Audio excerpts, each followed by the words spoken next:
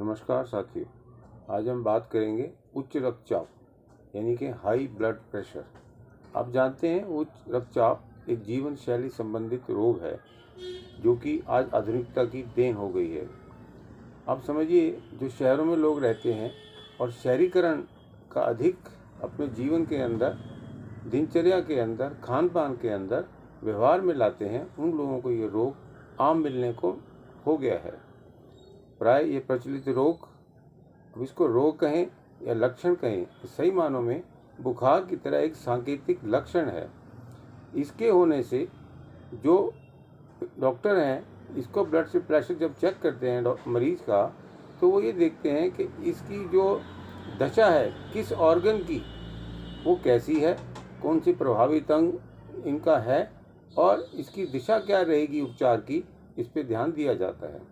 आप देखेंगे कि हाई ब्लड प्रेशर से जो प्रभावित अंग हैं, सर्वप्रथम हमारा हार्ट से प्रभावित होगा तो हार्ट अटैक की संभावना ज़्यादा रहती है। इसका कारण आप जानते हैं, कोलेस्ट्रॉल का अधिक से बढ़ना, ये एक इसका मुख्य कारण है, जैसा हमने आपको पहले भी बताया है। इसके अलावा यदि ब्रेन में होगा, दिमाग में होने से पक्षाघात या पैरालिसिस होता है। चाहे मुंह का हो तो उसको बेल्स पाल्सी बोलते हैं, और ब्रेन में होगा तो वो क्या होगा, स्ट्रोक के नाम से जाना जाता है। यदि हम चक्कर आ जाएं, आंखों के सामने अंधेरा हो जाए, गिर जाएं, तो वो भी एक प्रकार का स्ट्रोक पैदा करता है।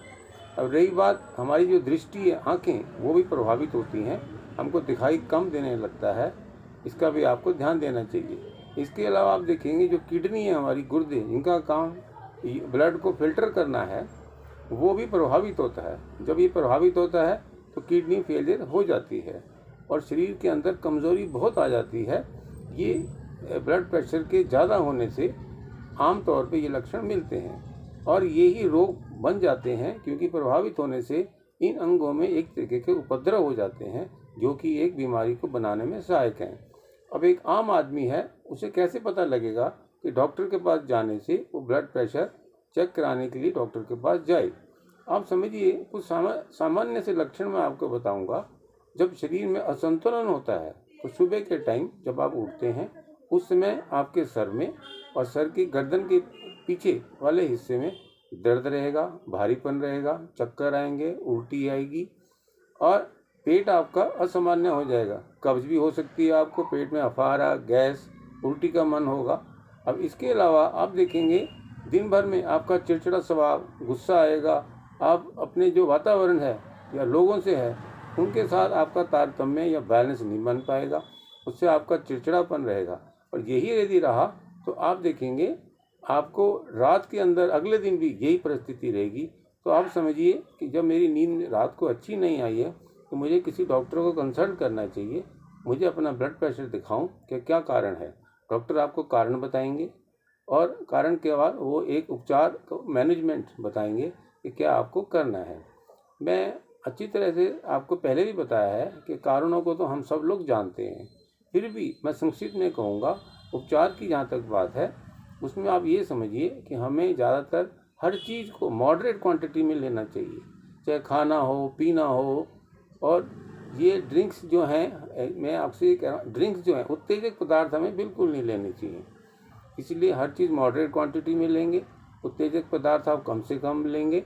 और आप एक चीज़ पे और ध्यान दें कि विटामिन सी और विटामिन के, जिसे पोटेशियम कहते हैं, ये दो चीज़ें बहुत मुख्य हैं जो कि हमारे हाई ब्लड प्रेशर को कम करने में बहुत सहायक हैं।